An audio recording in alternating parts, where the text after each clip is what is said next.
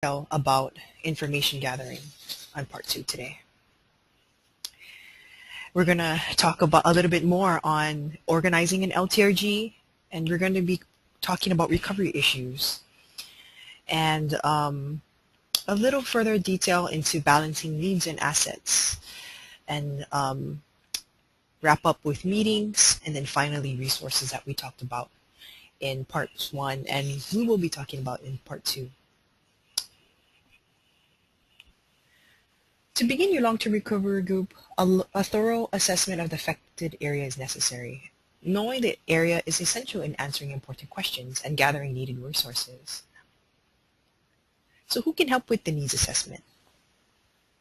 There are 3 primary goals to the needs assessment: locating survivors for the disaster, determining their unmet needs,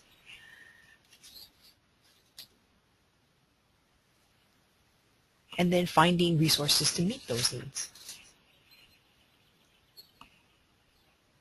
So what information will you need to know? Who was involved? How many homes have been damaged, and how severely? Were the inhabitants, were they all evacuated? What critical infrastructure was damaged? For every question you answer, there will be 10 more. So what are the community strengths?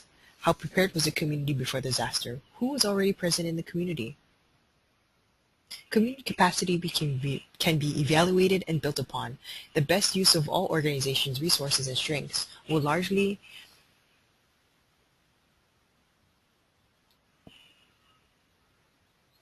determine the successes of disaster recovery in the long term. What faith communities are present? Not just houses of worship, but faith-based missions, religious social groups, and so forth. Pastors, rabbis, and other faith leaders are definitely a great source to find out who has been affected. What other pre-existing organizations normally serve the community? There may be some that are present that I did not mention. Goodwill, or other social service agencies such as adult and family services can be a good place to look for people who have been affected.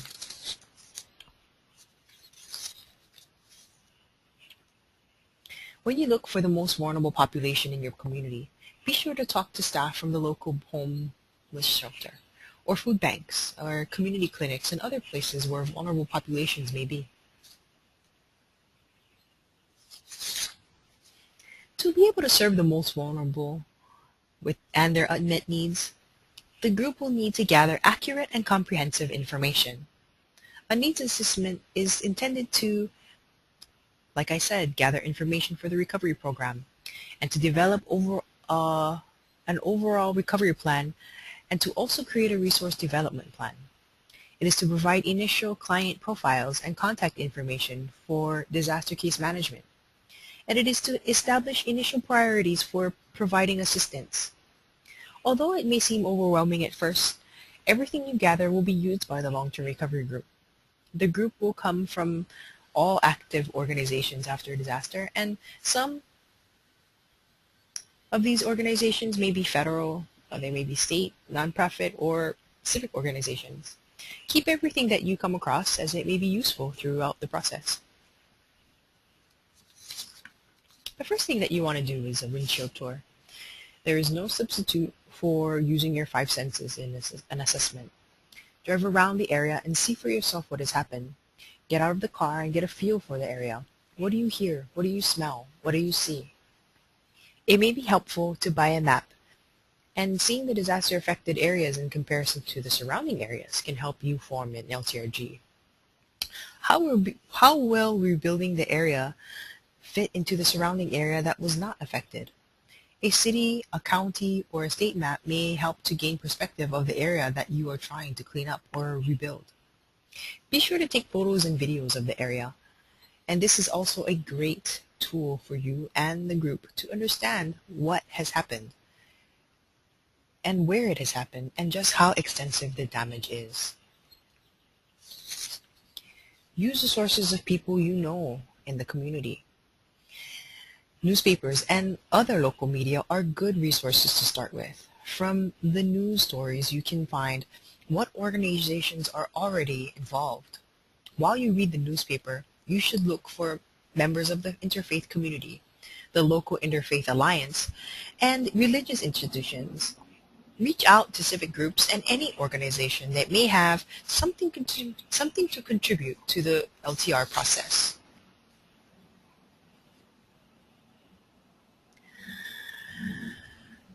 The local emergency management agency and the federal emergency management agency, will also be in the community gathering information. It is a good idea to keep in close contact with these agencies as they have many resources for the survivors of the community. They will need your input and you certainly can use theirs. This also creates opportunity to develop a good relationship with these agencies.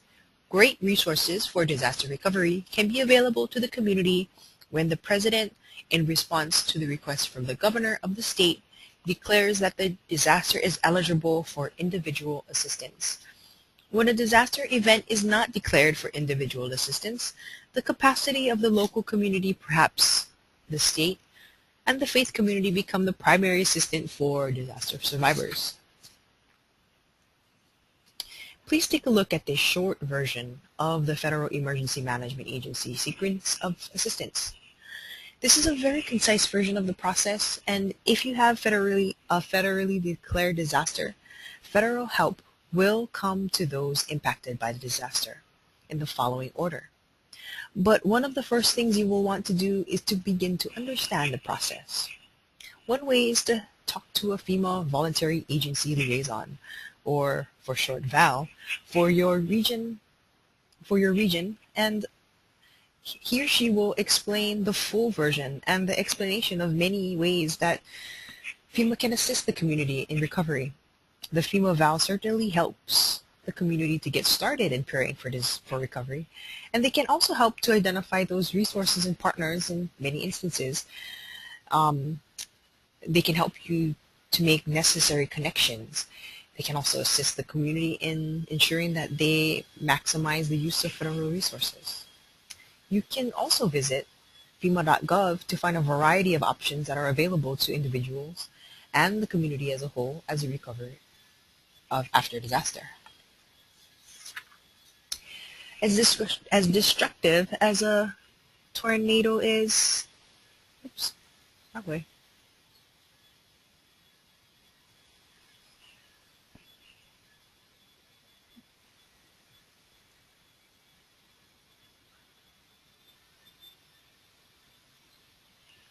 Sorry about that.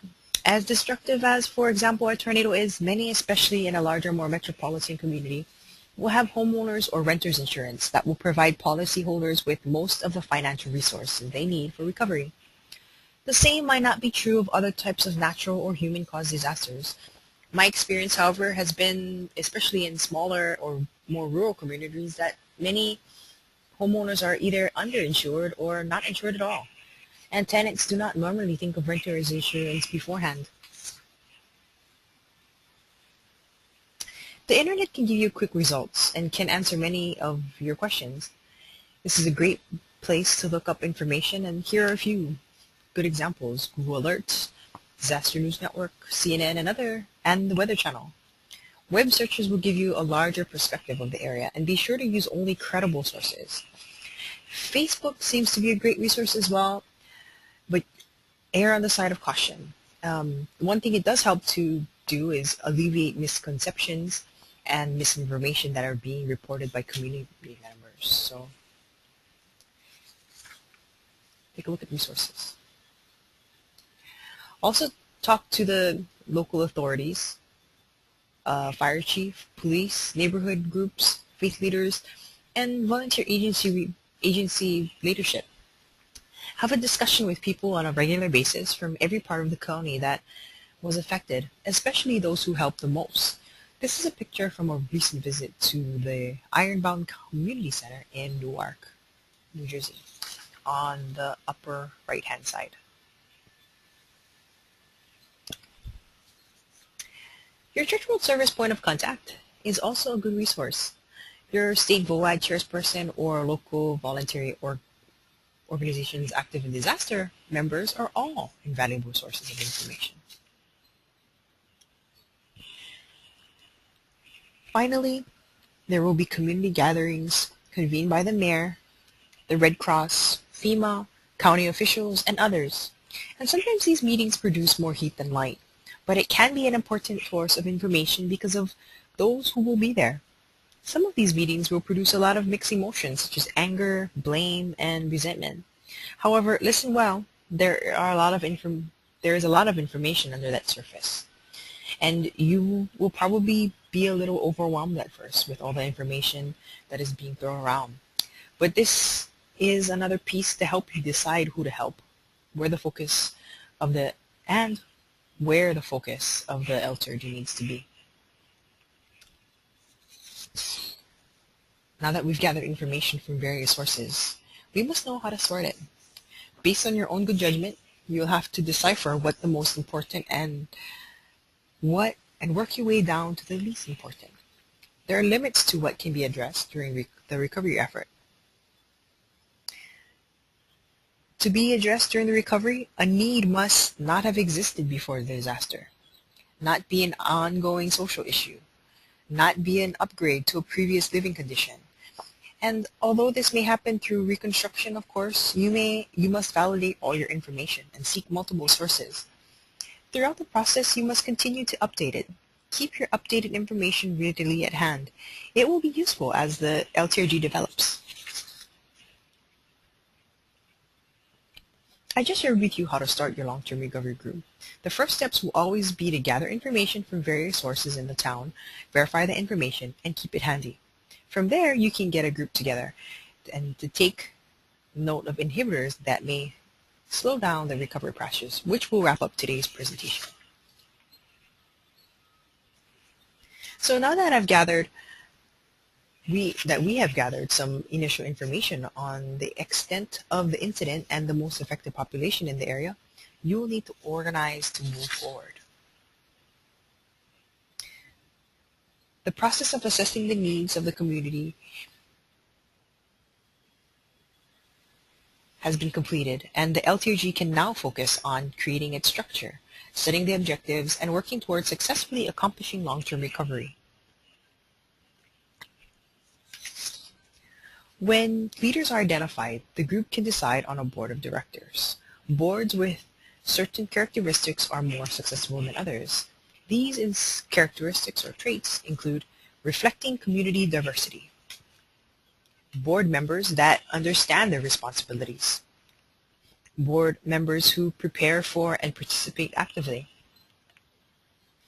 official minutes and record of board decisions are shared, members that provide regular feedback if members have suggestions, and they should speak up, and this is one thing that can make or break a group. Discussions that are relevant to issues facing the organizations, and criteria for recruiting and selecting new or replacement members. The work of the board will be to maintain transparency among the group. They will also assist in the development and the implementation of policies and practices. Those working on the board will be the face of recovery and keep in touch with the media. Over the course of recovery, they will cultivate a healthy environment for teamwork and staff. Staff will communicate their effort with the board, and the board will share the LTRG's work and goals to seek resources. Building an administrative infrastructure is important to maintain transparency among the group. Good administration is like the glue that holds all the pieces of the LTRG together. Depending on the size of the group, paid or volunteer staff can be recruited for administrative purposes. Some of the tasks that administration will accomplish for the LTRG are paperwork and some of the guiding documents, and create a budget and resource development and evaluation. If you're looking for guiding documents, you can find samples at cwsglobal.org or the National VOAD website under Documents. In the next few slides, I will discuss some of the functions that administration is responsible for, and you will need these guiding documents to help lead the LTRG in the right direction. With the development of these documents, your LTRG can think about a communication plan that will help gather community, state, or national support that it may need. Photos, videos, and stories from your community should reflect the cultural diversity, the leadership style, and community support and engagement. Don't leave out the people that make up your community. What cultures comprise your community? Is there an African American community? Is there an Asian American community? For example, Chinese or Japanese or Korean, just to name a few. Are there Italians, Latinos, or other groups that you will need to include in your LTRG? Learning about the diversity in your community will show that your mission is inclusive and not exclusive of anyone in your community. If you go to Community Arise, there will be a module on ways to approach various cultures and in doing assessments. So that would be a good resource for you as you approach different cultures that you are not familiar with, if you haven't worked with them before. As you develop communication materials for website, social media networks, or public relations stories, be sure to also interview your leaders. Show photos of your leaders, talking to groups, and share messages directly from them. We all respond to people who are honest and willing to communicate. What you share with the community will attract much needed donations and also volunteers that have special skills to help you through the process. If you decide to use Facebook, make sure to be specific on what your need is, the quantity, and most importantly, when it is filled. If you post a request for a truckload of water and do nothing with this post for a few days, you may end up with more water than your community can drink in 10 years. And in the long run, your community support and engagement will shine through everything you share. As a group develops, it will be able to set their priorities within the affected population and begin to determine where the focus will be. The focus will be on vulnerable populations and how we define the most vulnerable for the long-term recovery purpose.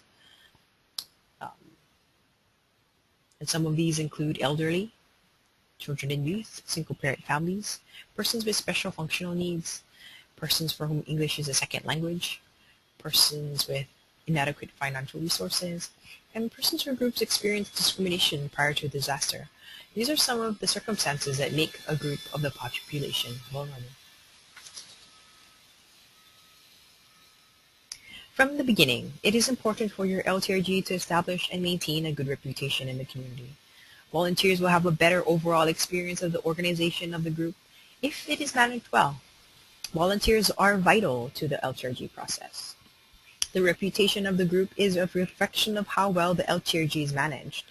How well the group is organized will be apparent. If there is one part of the group that doesn't flow well with the rest of the group, the community will be able to pick up on it, and it may lead to a dissatisfied array of clients. The clients and community as a whole will appreciate a well-organized group that stays on top of things. Listed here are some things to consider for a positive community image. Remember that you are competing with other disasters around the country.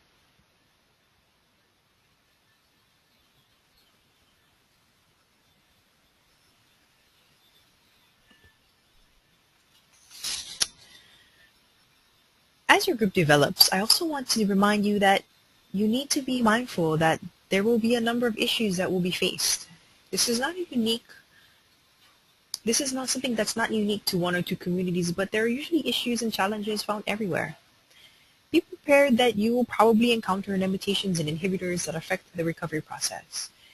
I'll be taking some time to go over a few examples, and I will start with limitations and how they can inhibit the recovery process.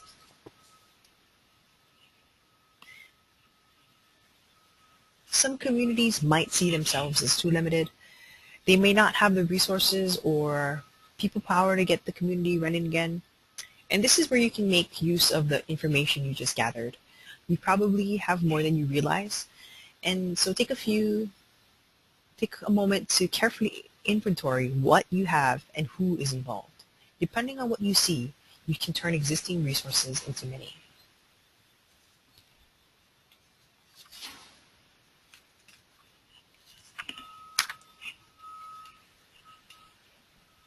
You may feel intimidated at first and do not know where to begin. So knowledge, resources, experience, and personnel are some of the things that some communities are um, feel that they lack on. But know that all the information that you gather from organizations, government agencies, and businesses around the community will help you to determine what to do next. They may feel that they are limited on resources. And a big question that you may be thinking of at this stage will be related to resources. What does it take to recover? What do I need? What will it take to rehabilitate the homes that I just surveyed? I will give you a list of possible resources at the end of this presentation. Experience. You may have never done this before. The community has never had a disaster, and you may want to reach out to the people who have experience with the type of disaster that hit your community. A few questions you want to ask yourself are, who works best with damage after, let's say, a hurricane? Who do we go to for consultation? Be assured that there are organizations and individuals that are willing to help. And don't be afraid to ask. Personnel. Let's look at the people you probably already know or have recently met and can be of great help to you. There are, of course, the FEMA VALs, faith-based organizations, there's local leaders, WOID members, and other community organizations. All these entities have the recovery of the whole community in mind and will most likely become the partners in the recovery process. Begin the conversation about these 4 issues with the people in your community. From there, you will identify your strengths and be able to fill in the gaps as you proceed.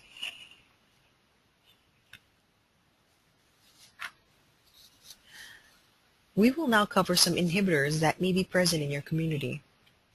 Unfortunately, inhibitors may be in place that you may not expect. Let's look at some examples. In any disaster, there's always plenty of reason for anger and blame. If it's not dealt with and allowed to fester, it can slow down recovery. Outside pressure often works around issues of money. Donors want to determine who gets their money. As recovery moves forward, the donors will want to know where their money went.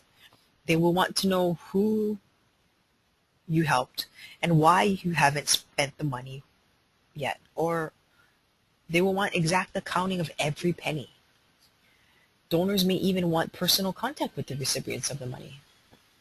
So keeping good records will help you report to the LTRG. The LTRG will then organize that information and then have it ready when donors ask questions like these.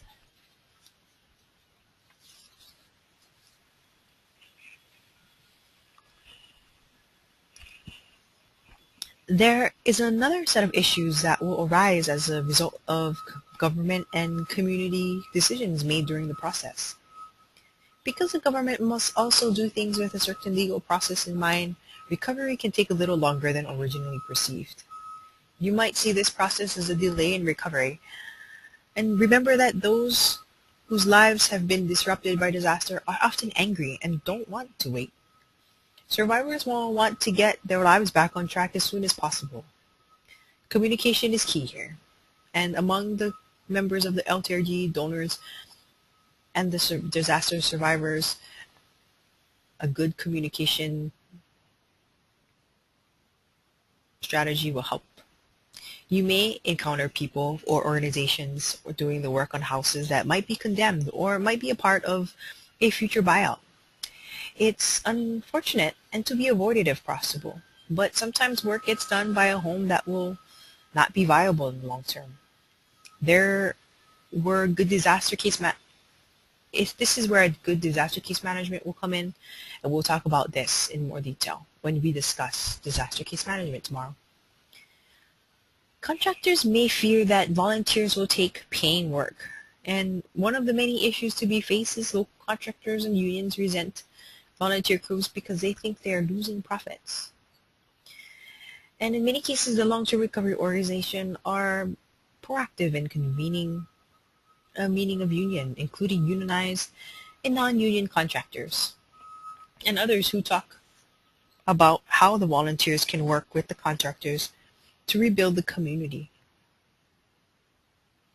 The volunteers will need the contractors and the construction management team to help guide them as they rebuild the community after a disaster. This is where it will be important to point out that some of the vulnerable population will solely have to rely on volunteer labor. This is the only way they can get to rebuild their damaged homes. Supplies and materials should also be purchased locally if possible to support local business. We'll also need to address two other important functions: needs and assets. While not the most visible or the most exciting part of the recovery process, these two are fundamental to all that follows. So, not surprisingly, many new assets and new needs will surface as the recovery proceeds. But to begin the process, a long-term recovery group needs to take a systematic look at the initial assets and disaster-caused needs in the community.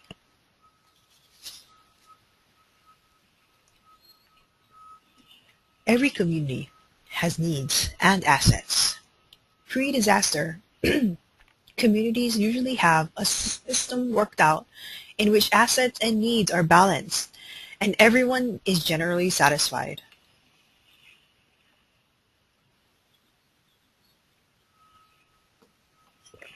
When this is the case, there is a sense of general harmony and a sense that things are working pretty much the way they should.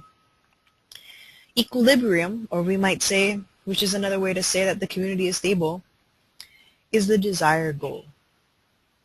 Communities will go to great lengths to preserve and maintain equilibrium. Sometimes communities will prefer the status quo over possibility of improvement in the general wellness of the community. After disaster, the needs of the community will capture attention. The media focuses on losses and tragedies, the destruction of homes, community assets, and the disruption of normal life all clamor for attention. With these issues out in the media, the needs are often exaggerated, and this is when distortion usually takes place. A popular request is to take it and put it back like it was. The only problem is that it will never be like it was. A new normal must be found that takes the disaster event into account and assimilates it into the community's self-understanding.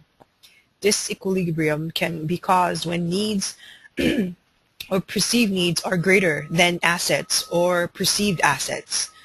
Of course, a disaster increases the likeliness of disequilibrium. When things are out of balance, the community will need a strong LTRG to bring the community back to equilibrium. This photo was taken in 2011 after a tornado hit Jackson, Mississippi. You might wonder just how the mail got delivered.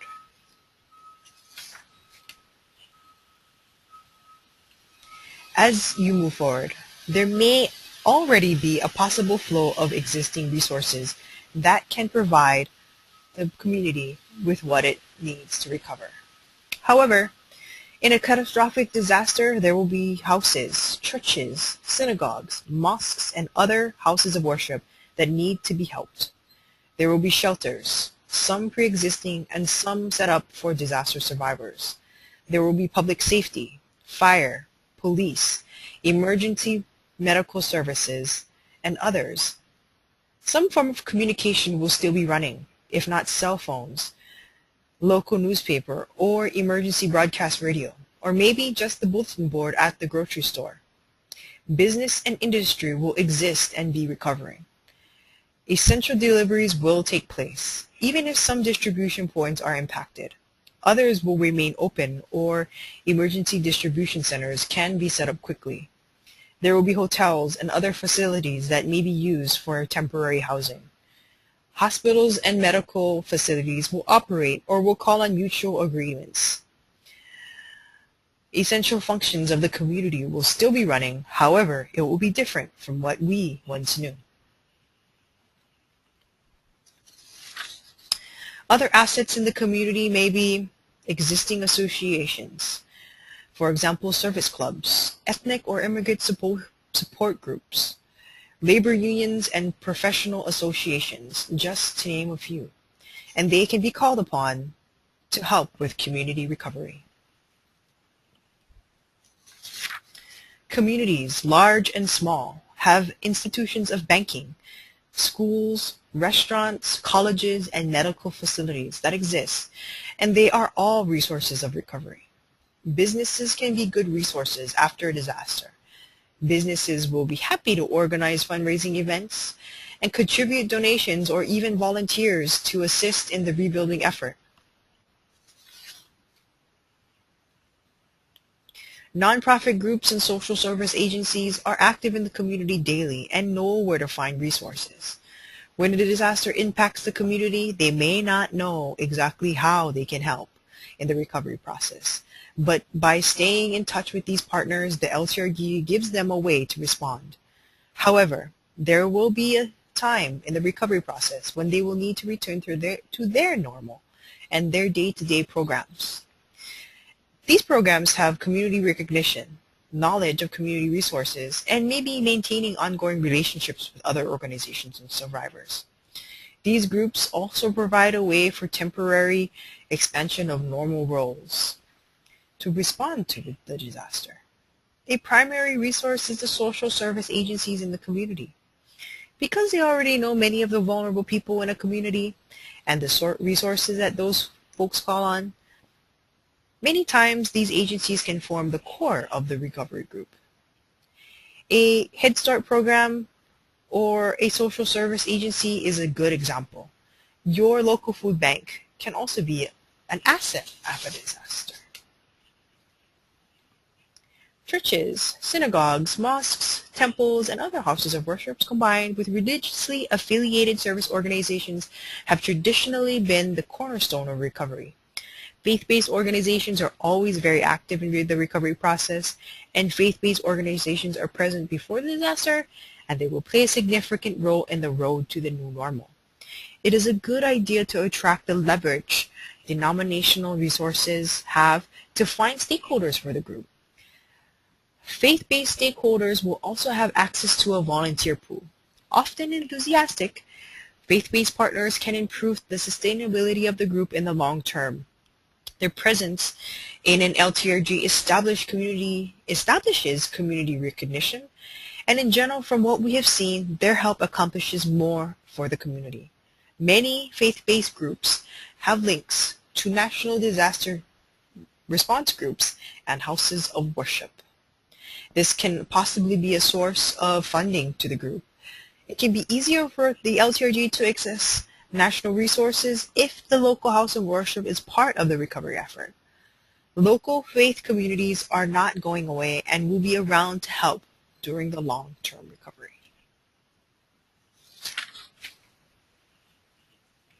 Governmental partners. While LTRGs are largely made up of volunteer and nonprofit groups, having good relationships with local, state, and federal government is vital. These agencies will have information on the scope of the disaster and knowledge about various governmental response and recovery programs. They will give you insight into how their work can be part of the LTRG in the long run. The LTRG helps them to accomplish their work as well. Government partners can open lines of communication with other resources, as well as keeping the community informed on government programs that can best help each individual need. Share knowledge of individual recovery work in the community with government groups. They are a good link to a variety of funding sources, and of course their presence can accomplish more. Business and civic groups are also looking for ways to help the community recover. These groups can also raise awareness for the community. They can remind everyone that debris, even though the debris is gone, it doesn't mean the disaster is over. The groups can help to tell the story in the community. They may have open access to a volunteer pool while also providing much needed resources. These groups can also enhance community recognition. Each business in the community can work with its national and regional headquarters to help find resources for the community. In the longer term, businesses may compete to help the most. Some examples of civic clubs include the critter clubs, such as the Lions, the Elks, and others, like clubs within the community. Some people have more resources than others. Some may have savings or sufficient insurance and coverage, or may be independently wealthy. Others may not have such resources. For example, some may be living week to week or dealing with a fixed income or collecting unemployment. Often hardest hit are also the elderly living solely on their Social Security checks. Some people may have personal resources and those resources need to be used. Those assets need to be utilized before going into public resources or donated dollars. Insurance, family, and friends who can help a person's own commitment are examples of primary resources. If an individual or family has reserve funds, it will have to be used after a disaster. So each disaster will have a unique set of circumstances that will determine his or her recovery process. We will also need to remember that the physical and psychological strength of the disaster survivors will vary greatly.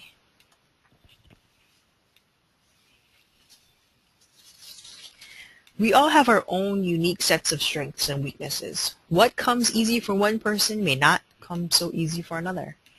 When working as a team, we can use our unique strengths to accomplish our goal, and this can be applied in disaster recovery. A community recovers based on its strengths, not its weaknesses and its losses, but without denying the devastation, without minimizing the hurt. A community must first look at all its strengths. And a fancy name for that is asset mapping. The group should address goals and budget at this time. There may be some donations left from initial response, and based on the needs, the resources and services available, or the need to be recruited, the long-term recovery group will establish a preliminary budget that will be used to attract the attention of the community and potential funding sources. Important information for the preliminary budget will certainly come from construction managers, as well as the disaster case management team. This budget will focus on telling the story of the disaster and the planned recovery. It will not be a line item accounting type budget. Your budget does not have to be perfect at this point, but it is more to help you plan. An accounting budget will be needed in different areas of the LTRG, and it can take weeks or even months to create a budget. So don't be discouraged if you haven't thought of one yet and it's only been a few weeks. The purpose of this effort is to start looking at all the parts that you are going to be dealing with. You will not be able to solve all the problems right from the beginning, but it's important that you help to identify them. The challenge and goal in this process is to make sure that each client is looked at on an individual case-by-case basis, and that no one will receive duplicate benefits or services.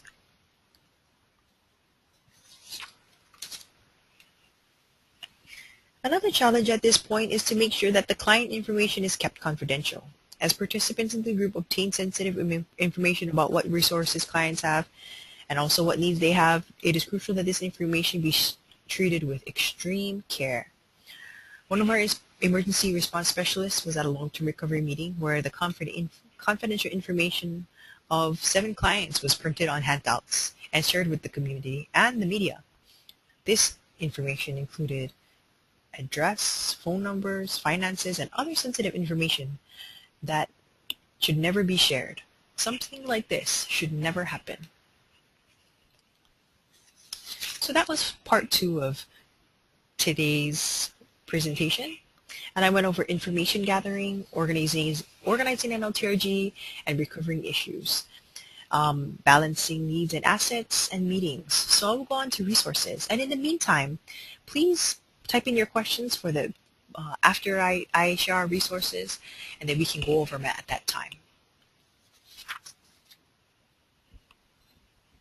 Visit our website, www.cwsglobal.org, and there are a lot of